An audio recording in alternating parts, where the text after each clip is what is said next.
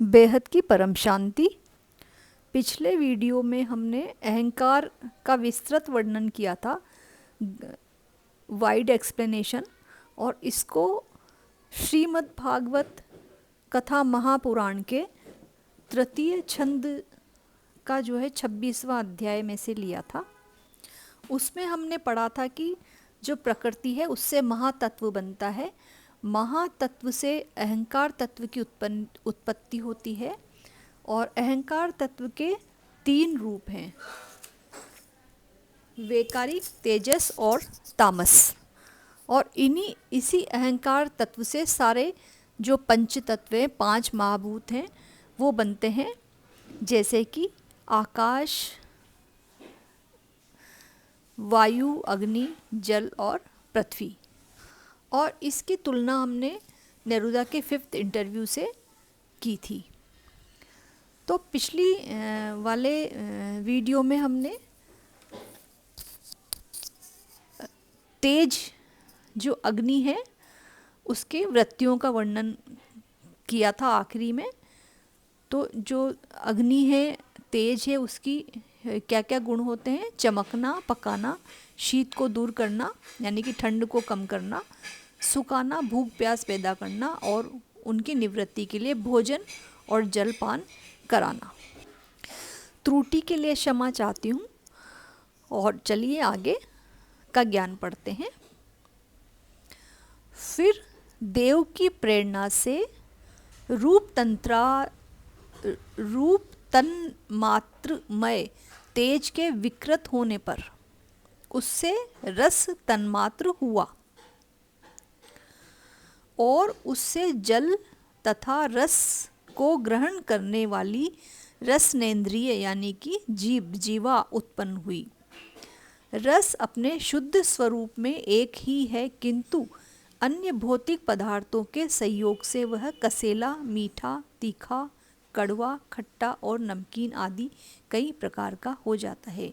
गीला करना, मिट्टी आदि को पिंडाकार बना देना, तृप्त करना, जीवित रखना, प्यास बुझाना, पदार्थों को मृदु कर देना, ताप की निवृत्ति करना यानी कि ताप कम करना, और कूपादि में से निकाले लिए जाने पर भी वहाँ बार बार पुनः प्रकट हो जाना, यानी कि गड्ढों से जब हम जल निकाल लेंगे तब भी वो बार बार प्रकट हो जाएगा। ये जल के गुण हैं। इसके पश्चात देव प्रेरित रस स्वरूप जल के विकृत होने पर, अब जल विकृत हुआ तो क्या पैदा हुआ? उससे गंध तन्मात्र हुआ, और उससे पृथ्वी तथा गंध को ग्रहण करने वाली घ्राणेन्द्रियां प्रकट हुई।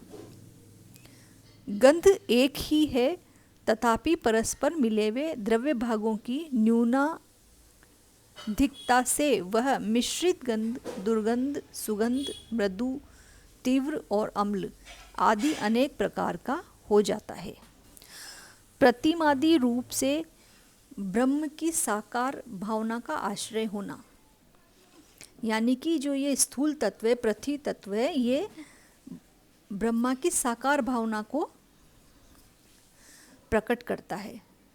जल आदि कारण तत्वों से भिन्न, किंतु दूसरे आश्रय की अपेक्षा किए बिना ही स्थित रहता है। जल आदि अन्य पदार्थों को धारण करना, आकाश आदि का अवच्छेदक होना यानी कि घटाकाश, मठाकाश आदि भेदों को सिद्ध करना। मतलब ये जो पृथ्वी तत्व है ये सबको अलग अलग से इसमें भेद, मतलब कि डिफरेंस करता है। जैसे कि घटाकाश, मठाकाश, घटाकाश का मतलब हमारे शरीर, मानव देह, और मठाकाश का मतलब पूरा विश्व, पूरा ब्रह्मांड। तो इनको अलग अलग सिद्ध करता है। तथा परिणाम विशेष से संपूर्ण प्राणियों यानी कि स्त्री और पुरुष का भेद गुणों को प्रकट करना, ये पृथ्वी के कार्य रूप लक्षण है। आकाश का विशेष गुण शब्द जिसका विषय है वह श्रोत्रेंद्रिय है, यानी सुनने वाली। तो ये वापस से हम रिकैप कर रहे हैं। वायु का विशेष गुण स्पर्श जिसका विषय है वह है त्वगिंद्रिय यानी कि त्वचा। तो वायु का विशेष गुण स्पर्श है, तो वो उसका विषय है त्वचा। तेज का विशेष गुण विशेष रूप जिसका विषय है वह है नेत्रेंद्रिय, मतलब अग्नि का जो है वो नेत्र। जल का विशेष गुण रस जिसका विषय है वह है रसनेन्द्रिय यानी कि जीव यानी कि जीवा। और पृथ्वी का विशेष गुण गंध जिसका विषय है उसे घ्राणेन्द्रिया कहते हैं यानी कि नाक। वायु आदि कार्य तत्वों में आकाश आदि कारण तत्वों के रहने से उनके गुण भी अनुगत देखे जाते हैं, इसलिए समस्त महाभूतों के गुण शब्द स्पर्श रूप रस और गंध केवल पृथ्वी में ही पाए जाते हैं। जब महतत्व अहंकार और पंचभूत ये 7 तत्व परस्पर मिल न सके, यानी कि पूरे ब्रह्मांड में अलग अलग बन गए, महतत्व बन गया, अहंकार बन गया और पंचभूत बन गए, आकाश वायु अग्नि आकाश, लेकिन ये आपस में नहीं मिले, ये पृथक पृथक ही रह गए। तब जगत के आदि कारण श्री नारायण ने काल अदृश्य और सत्वादी गुणों के सहित उसमें प्रवेश किया। तो श्री नारायण का मतलब है ऊर्जा, विशेष ऊर्जा, और काल का मतलब समय, समय सहित प्रवेश किया, और अदृश्य अदृष्ट और सत्वादी मतलब सात्विक गुणों सहित। तो ये जो है महतत्व अहंकार और पंचभूत ये 7 तत्व, और फिर इसके साथ श्री नारायण ने काल मतलब समय भी इसके साथ, तो समय चक्र की भी शुरुआत यहीं से हुई है जब हम मानव देह में आए हैं, स्थूल दुनिया में आए हैं, और अदृष्ट और सत्व गुण सहित उनमें प्रवेश किया।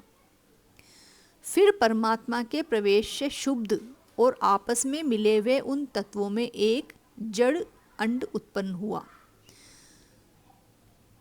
तो जो अंडा बनता है वो इन सब 7 तत्वों से मिलकर बनता है, और जिसमें काल और सत्व गुण और अदृष्ट भी हैं। उस अंड से उस विराट पुरुष की अभिव्यक्ति हुई। उस अंड का नाम विशेष है, इसी के अंतर्गत श्री हरि के स्वरूप भूत 14 भुवन का विस्तार है। तो 14 भुवन जो है हमारे पिंड के अंदर भी है, मानव देह के अंदर भी, और इस ब्रह्मांड के अंदर भी हैं। यह चारों ओर से क्रमशः एक दूसरे से 10 गुने जल, अग्नि, वायु, आकाश, अहंकार और महतत्व इन 6 आवरणों से घिरा हुआ है। इन सबके बाहर 7वां आवरण प्रकृति का है, क्योंकि प्रकृति से ही ये सब चीज़ें बनी हैं। कारणमय जल में स्थित उस तेजोमय अंड से उठकर उस विराट पुरुष ने पुनः उसमें प्रवेश किया और फिर उसमें कई प्रकार के छिद्र किए। सबसे पहले उसमें मुख प्रकट हुआ, उससे वाक इंद्रिय और उसके अनंतर वाक का अधिष्ठाता अग्नि उत्पन्न हुआ। फिर नाक के छिद्र प्रकट हुए, उनसे प्राण सहित घ्राणेन्द्रिय उत्पन्न हुई। घ्राण के बाद उसका अधिष्ठाता वायु उत्पन्न हुआ। तत्पश्चात नेत्र गोलक प्रकट हुए, उनसे चक्षु इंद्रिय प्रकट हुई और उसके अनंतर उसका अधिष्ठाता सूर्य उत्पन्न हुआ। फिर कानों के छिद्र प्रकट हुए, उनसे उनकी इंद्रिय स्रोत और उसके अभिमानी दिक् देवता प्रकट हुए। उसके बाद उस विराट पुरुष के त्वचा उत्पन्न हुई, उसमें रोम, मूंछ, दाढ़ी और सिर के बाल प्रकट हुए। उसके बाद त्वचा की अभिमानी औषधियाँ उत्पन्न हुई। उसके पश्चात लिंग प्रकट हुआ, उससे वीर्य और वीर्य के बाद लिंग का अभिमानी आपोदेव जल उत्पन्न हुआ। फिर गूदा प्रकट हुई, उसके पश्चात वायु और अपान के बाद उसका अभिमानी लोकों को भयभीत करने वाला मृत्यु देवता उत्पन्न हुआ। तदंतर हाथ प्रकट हुए, उनसे बल और बल के बाद हस्तेंद्रिय का अभिमानी इंद्र उत्पन्न हुआ। फिर चरण प्रकट हुए, उनसे गति, और फिर पादेंद्रिय का अभिमानी विष्णु देवता उत्पन्न हुआ। इस प्रकार जब विराट पुरुष के नाड़ियाँ प्रकट हुई तो उनसे रुधिर उत्पन्न हुआ और उससे नदियाँ हुई। फिर उसके उदर यानी कि पेट प्रकट हुआ, उससे क्षुधा पिपासा की अभिव्यक्ति हुई और फिर उदर का अभिमानी समुद्र देवता उत्पन्न हुआ। तत्पश्चात उसके हृदय प्रकट हुआ, हृदय से मन का प्राकट्य हुआ, मन के बाद उसका अभिमानी देवता चंद्रमा हुआ। फिर हृदय से ही बुद्धि और उसके बाद उसका अभिमानी ब्रह्मा हुआ। तत्पश्चात अहंकार और उसके अनंतर उसका अभिमानी रुद्र देवता उत्पन्न हुआ। उसके बाद चित्त और उसका अभिमानी क्षेत्रज्ञ प्रकट हुआ। तो यहाँ पर जो है इन्होंने नाड़ियों का तुलना रुधिर यानी कि रक्त से की है, तो वो तो है ही हमारे शरीर में, और फिर उस नाड़ियों की तुलना नदियों से की है, यानी कि इस सृष्टि में, इस ब्रह्मांड के अंदर जो नदियां हैं वो हमारे शरीर में के मतलब मानव देह में, पिंड के में जो है रुधिर के रूप में है, और जो संसार है, विश्व है, उसके अंदर नदियों के रूप में, जल के रूप में है। जब ये क्षेत्रज्ञ के अतिरिक्त सारे देवता उत्पन्न होकर भी विराट पुरुष को उठाने में असमर्थ रहे, तो उसे उठाने के लिए क्रमशः फिर अपने अपने उत्पत्ति स्थानों में प्रविष्ट होने लगे। तो ऐसे ही नेरुदा के 5th इंटरव्यू में जब मानव चोला इन्होंने बनाया और फिर उसको जो है अनंत ऊर्जा वाला जो आत्मा थी उसने पहन लिया, उसके अंदर बहुत सारी शक्तियाँ थी। लेकिन जब इन्होंने उसके अंदर जो है पूरी मानव चोले के अंदर जान डालने के लिए बहुत प्रयत्न किए और फिर उसको जन्म मृत्यु में लाने के लिए भी बहुत प्रयत्न किए, तो उसी तरह के से मिलता जुलता प्रयत्न यहाँ भी हम पढ़ रहे हैं इस ज्ञान में। अग्नि ने वाणी के साथ मुख में प्रवेश किया, परंतु इससे विराट पुरुष न उठा। वायु ने घ्राणेन्द्रिया के सहित नासा छिद्रों में प्रवेश किया, फिर भी विराट पुरुष न उठा। सूर्य के चक्षु के सहित नेत्रों में प्रवेश किया, तब भी विराट पुरुष न उठा।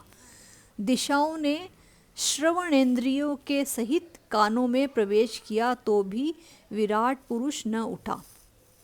औषधियों ने रोमों के सहित त्वचा में प्रवेश किया, फिर भी विराट पुरुष न उठा। जल ने वीर्य के साथ लिंग में प्रवेश किया, तब भी विराट पुरुष न उठा। मृत्यु ने अपान के साथ गुदा में प्रवेश किया, फिर भी विराट पुरुष न उठा।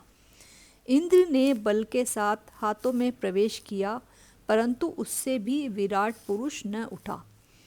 विष्णु ने गति के सहित चरणों में प्रवेश किया, तो भी विराट पुरुष न उठा। नदियों ने रुधिर के सहित नाड़ियों में प्रवेश किया, तब भी विराट पुरुष न उठा। समुद्र ने क्षुधा पिपासा के सहित उदर में प्रवेश किया, फिर भी विराट पुरुष न उठा। चंद्रमा ने मन के सहित हृदय में प्रवेश किया, तो भी विराट पुरुष न उठा। ब्रह्मा ने बुद्धि के सहित हृदय में प्रवेश किया, तब भी विराट पुरुष न उठा। रुद्र ने अहंकार के सहित उसी हृदय में प्रवेश किया, तो भी विराट पुरुष न उठा। किंतु जब चित्त के अधिष्ठाता क्षेत्रज्ञ ने चित्त के सहित हृदय में प्रवेश किया, चित्त के अधिष्ठाता क्षेत्रज्ञ क्या है? आत्मा, परमात्मा।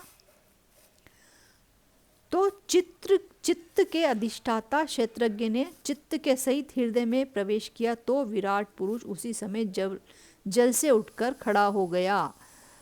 तो जैसे मानव देह के अंदर अनंत कोटि प्राणियों ने उसे पहन लिया, उसी तरीके से इस विराट पुरुष के अंदर चित्त के अधिष्ठाता क्षेत्रज्ञ के प्रवेश करने से जान आ गई, ये उठ खड़ा हुआ। जिस प्रकार लोक में प्राण, इंद्रिय, मन और बुद्धि आदि चित्त के अधिष्ठाता क्षेत्रज्ञ की सहायता से बिना सोए हुए प्राणी को अपने बल से नहीं उठा सकते, उसी प्रकार बिना सोया हुआ प्राणी, सोया हुआ नहीं है ये, फिर भी हम नहीं उठा पा रहे, उसी प्रकार विराट पुरुष को भी वे क्षेत्रज्ञ परमात्मा के बिना नहीं उठा सकते। अतः भक्ति, वैराग्य और चित्त की एकाग्रता से प्रकट हुए ज्ञान के द्वारा उस अंतरात्म स्वरूप क्षेत्रज्ञ को इस शरीर में स्थित जानकर उसका चिंतन करना चाहिए। भक्ति, वैराग्य और चित्त की एकाग्रता मतलब बिल्कुल कंसंट्रेशन से हमें इसका चिंतन करना है, आत्म स्वरूप रहने का चिंतन करना है, ताकि हम अपने आत्म स्वरूप को पहचान सकें और इस माया से बाहर निकल सकें। इसी प्रकार का ज्ञान सुबह 5:30 से 6:30 बजे परम शांति मोटिवेशन एवं मेडिटेशन चैनल पर साक्षी बहन देती हैं, जो वेदों पुराणों का सार समझाती हैं और साथ ही योग भी करवाती हैं। और शाम को 10 से 11 बजे अनंत भाई जी बापूजी दशरथ भाई पटेल चैनल पर इसी तरह से ज्ञान समझाते हैं और योग भी करवाते हैं। तो बापूजी विश्व परिवर्तन करने आए हैं, स्वयं परिवर्तन से विश्व परिवर्तन करके इस मृत्यु लोक को अमर लोक बनाने आए हैं, जन्म मृत्यु से छुटकारा दिलाने आए हैं। तो आइए हम सब उनके साथ विश्व परिवर्तन में सहयोग करें और बापूजी दशरथ भाई पटेल चैनल पर उनका ज्ञान सुने। और जो है माँ का दिव्य संदेश चैनल पर माँ की वाणी सुन सकते हैं, और एक इंग्लिश चैनल है झील पटेल, उस पर बापूजी की वीडियोस का इंग्लिश ट्रांसलेशन हम सुन सकते हैं। बेहद की आत्माओं का अनुभव spiritual podcast with Anant channel पर सुन सकते हैं। और ये पार्ट 2 देखने के पहले पार्ट 1 जरूर देखिए। बेहद की परम परम परम महाशांति है, महाशांति है, महाशांति है।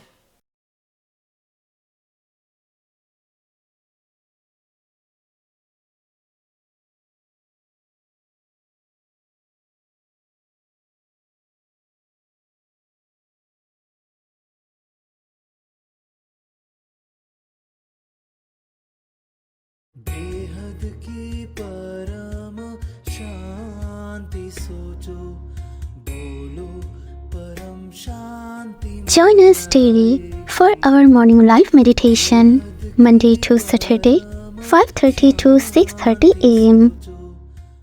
Join us daily for live meditation, 10 p.m. to 11 p.m. on YouTube Live. Subscribe now. Website www.paramshanti.org. Email us anant@paramshanti.org. Like, share, subscribe. Join today. बेहद की परम शांति सोचो।